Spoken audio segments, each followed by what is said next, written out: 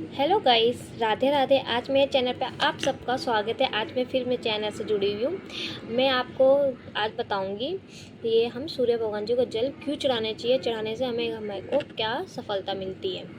आज मेरा चैनल पे आप सबका आइए स्वागत है। आइए अब मेरा चैनल देखिए और सुनिए।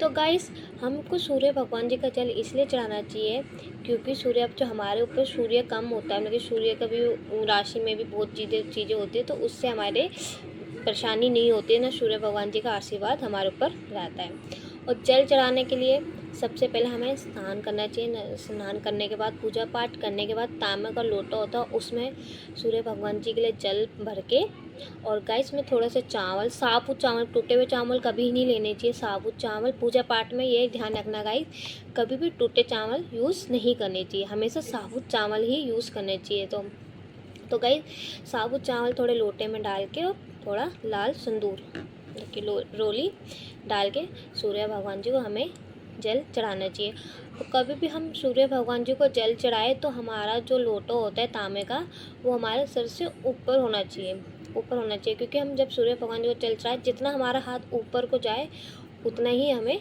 सूर्य भगवान जी को जल चढ़ाना चाहिए। तो गाइस, जब हम जल चढ़ाएंगे तो हमें क्या बोलना है? ओम जय सूर्य नमः। ओम सूर्य ये नमः। ये हमें जल चढ़ाते टाइम हमें सूर्य भगवान जी के लिए बोलना है।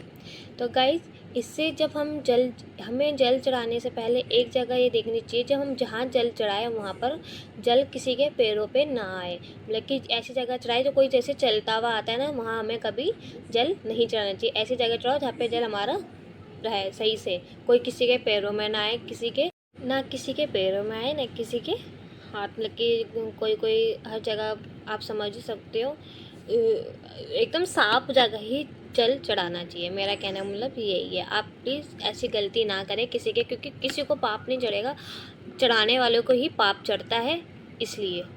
तो गाइस, और ये बात हमारे घर में सबसे शुरू से ही ये चली है। हमारे मम्मी हो, पापा हो, हमारी दादी हो, दादा हो, नाना हो, नानी हो, वो सभी शुरू से ही जल सूर्य भगवान जी को चढ़ाते हैं।